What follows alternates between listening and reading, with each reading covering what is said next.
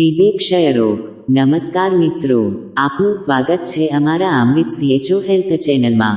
આજે આપણે વાત કરીશું એક એવી બીમારી વિશે જે આજે પણ આપણા સમાજ માટે મોટો પડકાર છે, ક્ષયરોગ એટલે કે ટીબી. આ રોગને યોગ્ય સમજણ, સમયસર નિદાન અને સંપૂર્ણ સારવાર દ્વારા આપણે હરાવી શકીએ છીએ. તો ચાલો જાણીએ ટીબી વિશે વિગતવાર. ભાગ 1. ટીબી શું છે? ક્ષયરોગ અથવા ટીબી એ ચેપગ્રસ્ત બીમારી છે જે માયકોબેક્ટેરિયમ ટ્યુબરક્યુલોસિસ નામના જીવાણુથી થાય છે. મોટાભાગે આ રોગ ફેફસાંને અસર કરે છે, પરંતુ ક્યારેક કિડની, હાડકાં, લસિકા ગ્રંથિ, લિમ્ફ નોડ કે મગજમાં પણ ફેલાઈ શકે છે. ભારત જેવા દેશમાં ટીબી હજુ પણ સૌથી સામાન્ય અને ગંભીર આરોગ્ય સમસ્યાઓમાંની એક છે. ભાગ 2. ટીબી કેવી રીતે ફેલાય છે? ટીબીનું જીવાણુ હવામાં ફેલાય છે. જો કોઈ ટીબી દર્દી ખાંસી કરે, છીંકે કે ઊંચી અવાજે બોલે તો નાના નાના જીવાણુઓ હવામાં ફેલાય છે. નજીકમાં રહેલા લોકોએ શ્વાસમાં લઈ લે તો તેઓને પણ ચેપ લાગી શકે છે. ટીબી ખોરાક, કપડાં કે હાથ મિલાવવાથી નથી ફેલાતો, ફક્ત હવામાં રહેલા જીવાણુ દ્વારા જ ફેલાય છે. ભાગ 3. ટીબીના લક્ષણો. હવે જાણીએ કે કયા લક્ષણો જોઈને આપણે સતર્ક થવું જોઈએ. સતત 2 અઠવાડિયાથી વધુ સમય સુધી ઉધરસ રહેવી. ઉધરસ સાથે ક્યારેક લોહી આવવું. છાતીમાં દુખાવો અથવા શ્વાસ લેવામાં તકલીફ. સતત તાવ આવવો, ખાસ કરીને સાંજે. ભૂખમાં ઘટાડો અને વજન ઓછું થવું. રાત્રે વધારે પરસેવો આવવો. આવા લક્ષણો જોવામાં આવે તો તરત જ નજીકના આરોગ્ય કેન્દ્રમાં તપાસ કરાવવી જરૂરી છે. ભાગ 4. ટીબીની તપાસ કેવી રીતે થાય?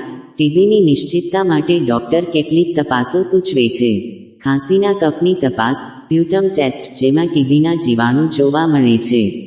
X-ray, chest x-ray, blood test અથવા સ્કિન ટેસ્ટ. આ તમામ તપાસો સરકારી હોસ્પિટલો અને આરોગ્ય કેન્દ્રોમાં મફતમાં ઉપલબ્ધ છે. ભાગ 5. ટીબીનો ઉપચાર.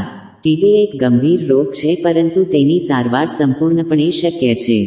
સરકાર દ્વારા ડાયરેક્ટલી ઓબ્ઝર્વ્ડ ટ્રીટમેન્ટ શોર્ટ કોર્સ નામની મફત સારવાર ઉપલબ્ધ છે. સામાન્ય રીતે સારવાર 6 થી 9 મહિના સુધી ચાલે છે. દર્દીએ નિયમિત રીતે દવા લેવી જરૂરી છે. જો દવા અધૂરી રાખી દેવામાં આવે તો રોગ વધારે ખતરનાક બની જાય છે, જેને તારક ચિહ્ન ડ્રગ રેઝિસ્ટન્ટ ટીબી તારક ચિહ્ન કહેવામાં આવે છે, અને તેનું સારવાર કરવું વધુ મુશ્કેલ બને છે. ભાગ 6. ટીબીથી બચાવ. ટીબીથી બચવા માટે કેટલાક સરળ પગલાં લઈ શકાય. ટીબીના દર્દીએ હંમેશા ખાંસી કે છીંક વખતે રૂમાલ કે માસ્કનો ઉપયોગ કરવો. દર્દી સાથે નજીકનો સંપર્ક ટાળવો. સ્વચ્છતા જાળવી રાખવી અને ઘરમાં હવા પસાર થતી રહે તેવું સુનિશ્ચિત કરવું. નાના બાળકોને જન્મ પછી તારક ચિહ્ન BCG રસી તારક ચિહ્ન આપવી, જે ટીબી સામે રક્ષણ આપે છે. ભાગ 7. સમાજમાં જાગૃતિ. ટીબી ફક્ત દર્દીની નહીં, પરંતુ સમગ્ર સમાજની સમસ્યા છે. દર્દીને એકલા પાડવા કે તેના પર કલંક મૂકવા કરતાં તેને સહકાર આપવો જોઈએ.